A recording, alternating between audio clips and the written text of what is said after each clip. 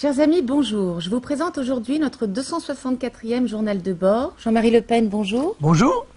Alors nous allons commencer avec un sondage IFOP pour l'humanité apparaître ce jour, dans lequel Marine Le Pen aurait 24%, juste derrière François Hollande, 27% dans les intentions de vote des ouvriers pour le premier tour de la présidentielle, dépassant Nicolas Sarkozy, 18%, François Bayrou, 13% et Jean-Luc Mélenchon, 8%. En ce qui concerne les actifs proches d'un syndicat, Madame Le Pen, 19%, est également deuxième derrière le candidat socialiste avec 33%. Ils sont suivis par Jean-Luc Mélenchon, 14%, François Bayrou, 13%, Nicolas Sarkozy, 12%, venant en 5e position. Qu'en pensez-vous? Écoutez, ça explique la fureur de M. Mélenchon, qui gesticule sur les médias, qui insulte, etc., et qui se trouve dans une situation, évidemment, désespérée, puisque M.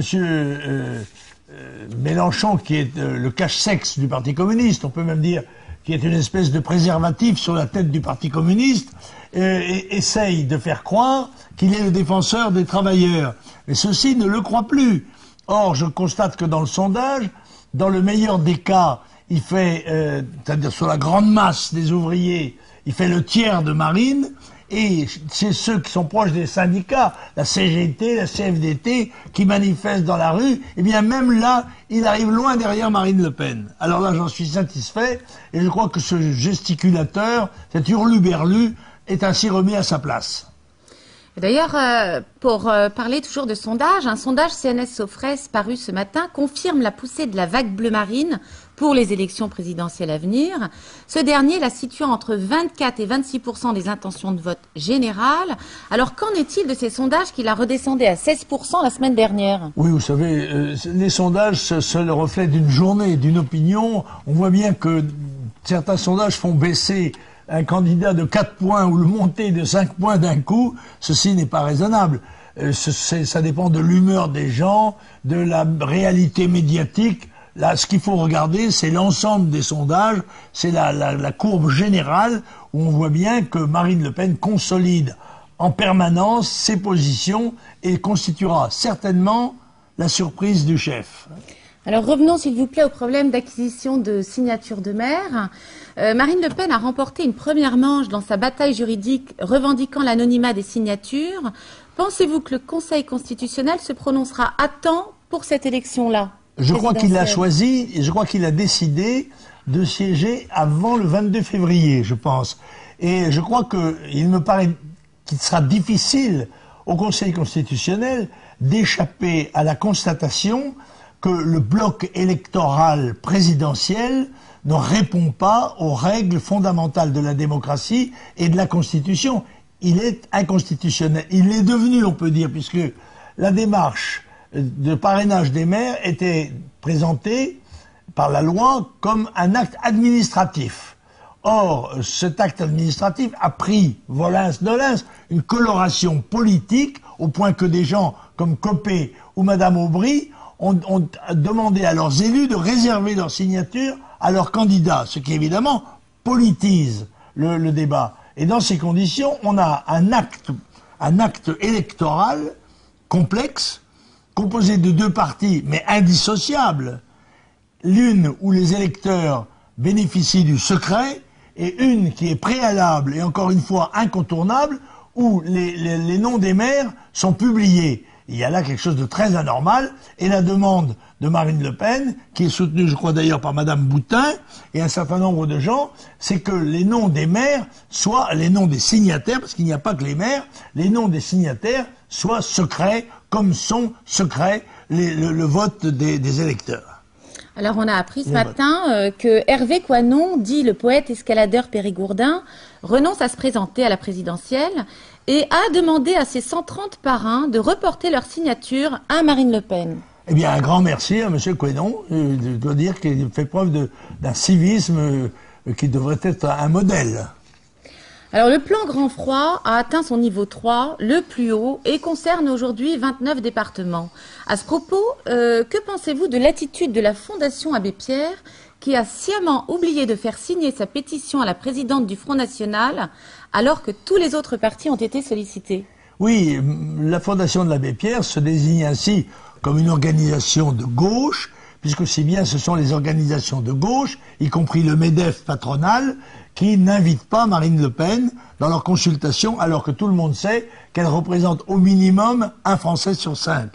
Il y a là une démarche de discrimination qui est révélatrice de l'état de corruption morale de notre système politique, mais il y a comme ça un certain nombre d'organisations. Elles seront listées d'ailleurs et annoncées au public pour que le public sache quelles sont les organisations qui ne répondent pas aux critères démocratiques de notre pays.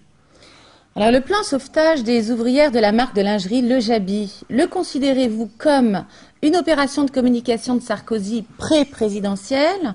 Qu'avez-vous pensé aussi de son show télévisé de dimanche passé?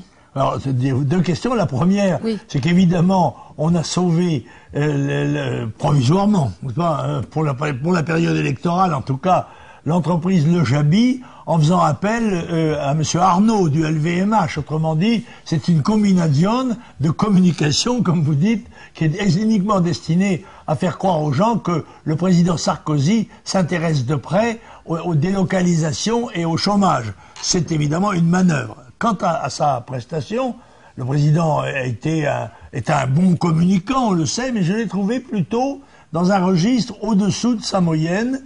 Il est vrai que sa situation n'est pas facile et il s'est lancé dans des explications extrêmement techniques des mesures qu'il a proposées qui me paraissent être passées très loin des électeurs en général qui voulaient savoir d'où on vient, ils le savent, et où on va et quelles sont les responsabilités aussi bien de la droite et de la gauche dans ce qui a été décidé depuis quelques années. Je répète, 4 ans et demi ou près de 5 ans pour la présidence de M. Sarkozy, mais aussi les 5 années précédentes au cours desquelles M. Sarkozy était vice-premier ministre du Conseil. Alors par conséquent, il y a là une responsabilité de 10 ans pratiquement qui aboutit à la situation catastrophique qui est la nôtre et dans laquelle la gauche a une responsabilité écrasante aussi. J'aimerais que nous abordions un sujet de méfaits de société. En France, chaque semaine, un écolier se suicide. Ils sont de plus en plus jeunes.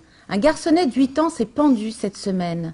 Alors d'abord, d'où vient ce fléau et est-ce un phénomène de société?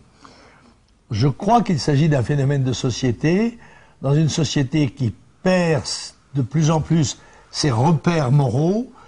C'est aussi une des conséquences de la désagrégation familiale.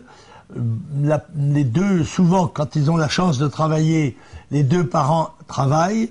Il y a donc une absence de présence affective familiale, et une absence de contrôle aussi des jeunes, surtout des adolescents. C'est une situation extrêmement préoccupante et qui justifie d'ailleurs la proposition de Marine Le Pen d'un salaire parental pour celui des deux parents qui serait appelé plutôt à s'occuper de l'éducation des enfants plutôt que d'essayer de gagner un deuxième salaire. Certes, je voulais vous parler 2 secondes d'un match de football qui a tourné au carnage ce mercredi en Égypte entre supporters d'équipes rivales. 74 morts, 255 blessés, une véritable scène de guerre civile retransmise en direct par toutes les télévisions. Pourquoi cette violence et qu'est-ce que cela traduit-il au niveau de règlement de compte ou quoi ou qu'est-ce? Je crois qu'il y a plusieurs phénomènes complexes qui pourraient justifier ou expliquer ce drame. En notant au passage d'ailleurs qu'un stade du Caire, éloigné de Port Saïd, a été incendié. Bon, c'est que d'abord le sport-spectacle a pris une importance considérable et excessive dans la vie sociale.